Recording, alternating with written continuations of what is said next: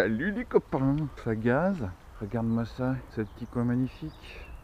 Tu vois, on est juste à côté de la route et puis on a déjà quelque chose de sympa. Donc aujourd'hui, l'objet de la vidéo, c'est quoi? C'est ma gueule magnifique avec mon casque qui ressemble à un truc de flic. Non, ça s'en bat les couilles. C'est ça. Voilà ce que c'est. Donc cette bécane, j'essaie de pas mettre mes doigts sur les micros, ça a l'air un peu galère. Cette bécane, ça fait un petit moment que je l'ai. Je te fais voir un petit peu, donc ça n'a rien d'exceptionnel, mais c'est une bécane extrêmement sympathique, pas chère, assez performante pour la catégorie et surtout très facile d'entretien. Donc c'est une Yamaha DTR modèle gros cube, c'est-à-dire débridée officiellement. Elle a été vendue pour 22-24 chevaux, un truc comme ça, en 125 cm3. Donc qu'est-ce qu'on a pour l'instant, on a des pneus assez classiques qui vont bientôt être changés par des pneus un petit peu plus typés agressifs, parce que bon, c'est quand même pas une moto qui est faite pour l'autoroute, faut pas déconner. Dessus on a un pignon qui est beaucoup plus long que celui d'origine, parce que d'origine vraiment c'est voilà, c'est pour faire que du tout-terrain. Moi j'utilise pour la route, pour aller travailler, pour faire la nationale, un petit peu de voie rapide. Bon, j'ai rajouté un petit filtre à essence et puis un petit filtre à air qui va bien. Voilà, jusque là rien d'exceptionnel. Sinon, concernant cette moto, qu'est-ce qui est intéressant? Déjà cette moto là, je l'ai achetée, elle avait 15 000 km, j'ai acheté 800 € ou 12 000 km, je sais plus, quelque chose comme ça. Donc c'est vraiment pas cher. Au niveau état esthétique, bon, tu vois, il y a les petites griffouilles avec le temps, mais je pense que je vais la mettre en plastidip, tu vois, pour faire quelque chose de propre. Bon, au niveau du top case, moi je l'ai renforcé, je l'ai ressoudé, parce que je transporte pas mal de poids dedans, tu vois, c'est très moche, mais je fais les courses avec. Donc j'ai mis un gros top case qui peut contenir 2 casques. Voilà, donc au niveau performance, qu'est-ce qui est intéressant? Ce qui est intéressant, c'est que c'est une moto qui donc moi je suis quand même un gros gabarit, hein. Je fais dans les 100 kg. Cette moto sur le plat, elle m'emmène à 120, 130 et en descente plus. Voilà, donc ça veut dire qu'elle est tout à fait à l'aise sur les nationales, que tu peux avec que tu peux rouler sur national tranquillement, t'es pas à fond, donc t'es pas en train de péter ton moteur, et puis surtout tu as un petit peu de relance, un petit peu de gaz si tu veux doubler quoi. Après il y a eu un petit peu de préparation qui a été faite dessus, mais bon, ça on en parlera peut-être un peu plus. Voilà, bah écoute, c'était pour te faire un petit truc là-dessus. Prochainement je vais refaire entièrement le moteur, c'est-à-dire un réalisage. Il n'y a pas de traitement ni quasi là sur celle-là, donc c'est juste réalisage et puis frotter bien correctement. Et puis on va faire le changement piston forgé, hein, pas de la merde en coulée, avec le démontage complet de la pompe, comment ça s'appelle là, de la valve à échappement, voilà, ce qui donne le petit effet boost des DT quand tu arrives à partir de 7000 tours minute. Donc voilà les copains, on va essayer de faire une petite séance de roulage comme ça, et puis voilà, bah c'est parti, allez. Le son est complètement merdique avec le caisson. Ça aurait été bien si cette caméra avait la fonctionnalité de pouvoir mettre un micro en Bluetooth, mais bon, j'ai pas trouvé. Donc bah voilà, on va essayer de voir ce que ça donne. Bon bah allez, on finit d'installer ça. Hein, on n'est pas là pour faire des conneries. On est juste là pour se faire plaisir, faire des jolis petits plans. Et puis voilà. Allez.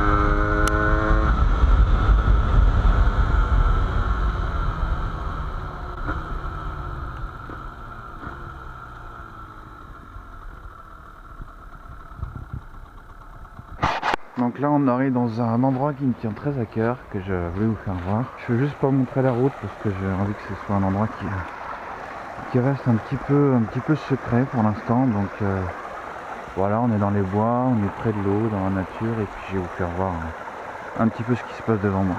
Allez, c'est parti. Alors c'est assez chaotique pour y aller, mais croyez-moi, ça vaut le coup.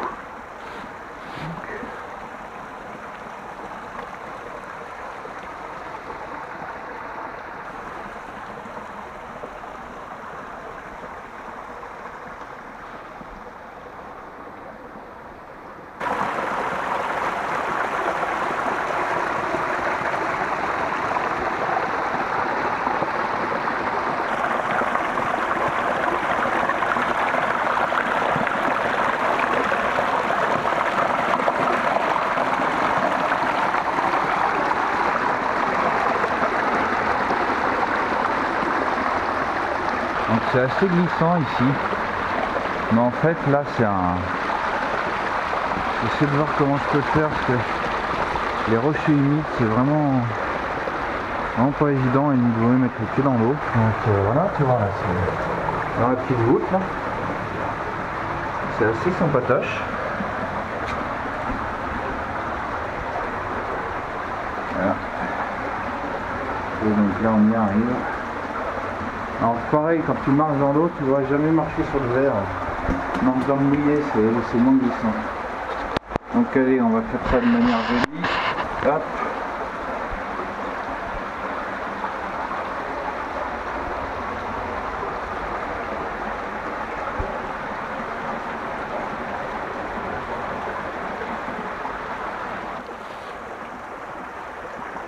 Donc c'est très joli. Un temps très très calme.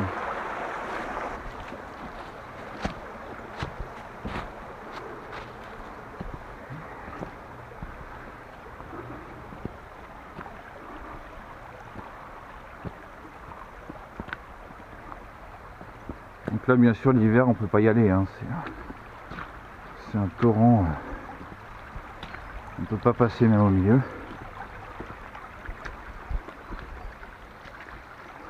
Là on est au mois d'avril donc ça va à peu près quoi.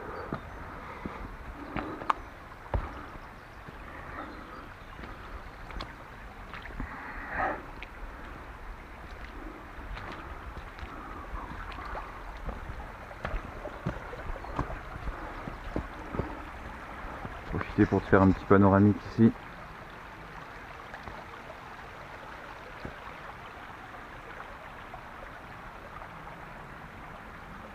Pas mal hein. Allez. Oh putain. Oh, oh, oh. Plus j'ai pas eu le caisson étanche de la caméra. Ça a failli mal finir. Attends, faut que je te fasse voir parce que là c'est vraiment magnifique.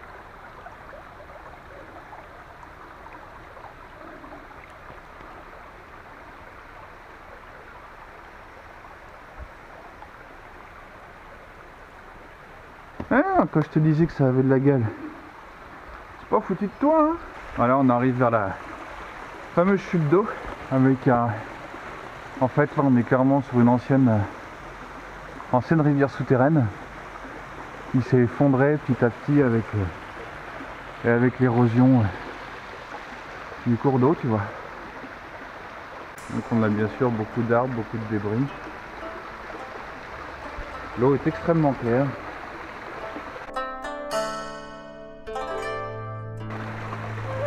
C'est de l'eau de montagne, hein. Allez, on continue.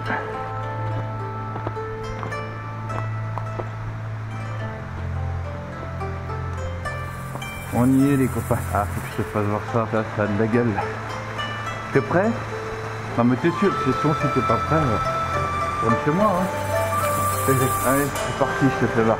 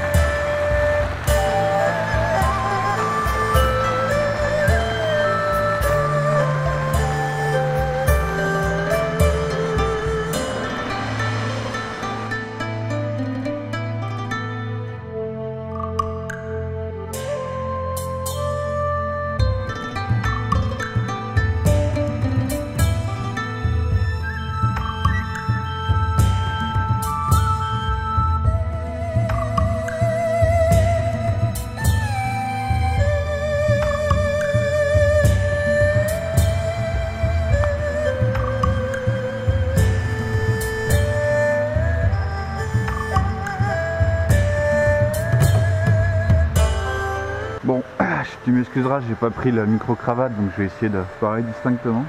Je vais profiter de ce bel endroit, de ce petit coin de nature, tu vois, pour exprimer un point de vue, exprimer une vérité générale sur quelque chose qu'on ne connaît pas forcément, une information auquel on n'a pas forcément accès et qui pour moi est extrêmement importante par rapport à ce qui se passe aujourd'hui, par rapport au carburant essence diesel. Donc aujourd'hui, qu'est-ce qui se passe?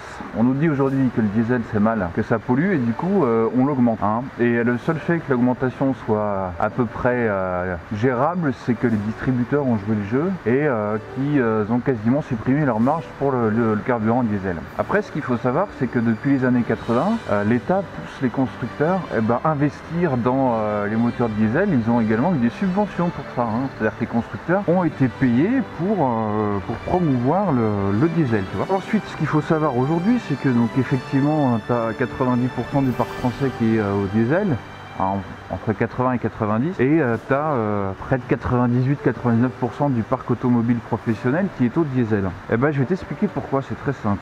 Donc ça, c'est des données fiables, vérifiables en tant que chef d'entreprise et sur le ministère et également à la Chambre des métiers. Quand tu achètes un véhicule essence, tu l'achètes, il n'y a pas de souci. Tu peux détaxer ton carburant à hauteur de 20% maximum.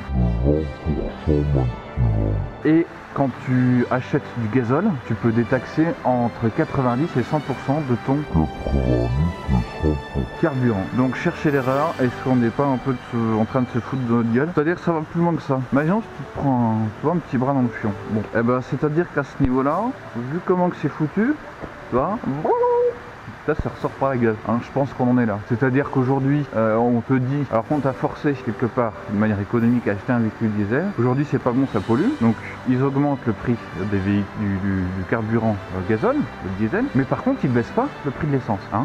Ils l'ont même augmenté, mais moins fortement. Je rappelle qu'aujourd'hui, on est à 1,60 l'essence. Hors autoroute, etc. Sur Paris, ça monte à Paris-Centre, ça peut monter à 2, 2,10, etc. Ça c'est vu. Hein. Donc voilà. Ensuite, après, je vais faire un petit point pollution. Tout le monde nous parle de CO2, mais en fait, faudrait. Enfin, c'est pas vraiment ça le problème. C'est-à-dire qu'en fait, moi, là, en ce moment, je suis en train de rejeter du CO2. Ces arbres-là, par moment, ils en absorbent, par moment, ils en rejettent, et c'est normal. Le CO2, c'est pas ce qui est le plus dangereux. Ce qui est le plus dangereux et cancérigène, c'est les particules fines, les NOx, les hydrocarbures brûlés. Et ça, dans le diesel, tu en as énormément à des valeurs qui n'ont rien à voir avec l'essence, n'a quasiment pas de particules fines. Le diesel, tu vois bien, ça fume, c'est de la merde. Voilà, donc au bout d'un moment, il faudra peut-être arrêter de se foutre de la gueule du monde. Il faudrait surtout que les gens comprennent, réalisent que c'est pas du tout une démarche écologique, c'est une démarche économique dans le but de te maintenir dans un stress permanent où tu n'arrives jamais à joindre les deux bouts, tu bosses comme un connard, tu fais des heures sup, moi le premier, et tu penses pas à autre chose en fait. Il y a un très grand économiste qui parle de ça mieux que moi, mais l'idée est intéressante, c'est-à-dire l'étouffement économique pour prévenir tout soulèvement et quelque part réflexion intense. Donc on peut amener ça on paraît ça à la pyramide de Maslow qui nous dit que en fait il faut que les besoins primaires soient satisfaits, manger, dormir, pouvoir se coucher, avoir un endroit en sécurité, et seulement après on va s'élever vers d'autres choses, on aura d'autres questionnements, et les questionnements philosophiques ou sur sa propre condition, ou les réflexions, c'est-à-dire avoir un point de vue critique sur tout ce qu'on absorbe, notamment la télé. Moi chez moi il n'y a pas de télé, je supporte pas, c'est de la merde. Enfin voilà, tu peux vraiment avoir toutes ces réflexions-là, les pousser au bout et prendre du temps pour toi pour réfléchir, que si tous tes besoins sont satisfaits. Si tu es constamment tiraillé dans les deux sens, tu viens d'acheter ta bagnole, tu as le turbo qui va te lâcher, parce que oui, les véhicules diesel sont statistiquement moins fiables et coûtent beaucoup plus cher à l'entretien que les véhicules essence. Ça, c'est encore un autre débat. Voilà, tu es tiraillé là-dedans, tu as du mal à bouffer, tu peux pas le week-end sortir avec tes gosses pour aller au cinéma. Tu n'as pas le temps d'avoir des réflexions sur ta réflexion. C'est-à-dire, je me pose des questions, pourquoi je me pose ces questions, pourquoi l'essence, le diesel, mes couilles, machin. Voilà, Et donc, quelque part, c'est en essayant de te tirailler de tous les sens que on t'empêche un petit peu de réfléchir, quoi. Donc c'est important de réfléchir un peu, surtout de se documenter, de se renseigner. Que voilà, je répète vraiment, l'information la plus importante à savoir pour toi, c'est que le diesel, aujourd'hui, il force les entreprises à acheter du diesel. Elles n'ont pas le choix. C'est-à-dire entre détaxer ton carburant à 90% ou à 10%, une entreprise, surtout les petites entreprises, enfin je veux dire, elles n'ont pas le choix. Et même les grosses, le but c'est la rentabilité, les actionnaires, les machins, mais écoute, Tu n'as pas le choix. Donc c'est complètement faux qu'ils veulent aider à faire la transition vers l'électrique ou vers le... Ensuite, après l'électrique, c'est de la grande publicité aussi, puisqu'on est sur des voitures avec des batteries au lithium. Qu'est-ce qu'il y a de plus polluant que le lithium? L'extraction s'est fait dans des pays, dans des conditions absolument insupportables, avec du travail d'enfant, c'est une industrie extrêmement polluante. Enfin voilà, on est sur du grand n'importe quoi. L'avenir aujourd'hui, c'est la voiture à hydrogène, mais pas à hydrogène, la pile à combustible, la combustion de l'hydrogène. Hein, je rappelle que les moteurs de fusée, c'est pas du kérosène, c'est de l'oxygène liquide et de l'hydrogène liquide. Donc en fait, c'est de l'eau qui a été décomposée. Et en la recomposant, c'est ce qui permet d'atteindre plus de 27 000 km/h et aller en vitesse orbitale. Donc je vois pas pourquoi ça pourrait pas être utilisé dans les véhicules. Il y a certains qui ont essayé de faire ça et qui se sont trouvés avec des bâtons dans les roues ou plus vivants. Enfin bref. C'est encore un autre débat. Voilà, bref, ce petit point là-dessus, puis vraiment pour te faire profiter de ce joli petit coin qui est aujourd'hui avec ce temps, je te refais voir un petit peu, qui est aujourd'hui avec ce temps et voilà, c'est absolument fabuleux. J'aurais bien essayé en 240 images par seconde, mais je suis pas sûr que ce soit très probant et surtout il faut vraiment une bonne luminosité pour pas avoir de grains en vitesse rapide. Voilà. Bon, bah, je vais me diriger tranquillement vers ma petite brenne pour rentrer et aller manger parce que je commence un petit peu à avoir faim. Voilà, bah écoute, j'espère que cette petite vidéo t'a plu. Voilà, je teste un nouveau format de vidéo, tu vois, en essayant d'exprimer un petit peu des points de vue, hein, que encore une fois le point de vue n'engage que moi. Moi par contre les informations que je donne sont vraies. Après l'analyse que tu en fais, hein, tu penses bien comme tu veux. Mais voilà, donc avec un petit peu de voyage, j'allais te montrer des petits endroits jolis, tout ça.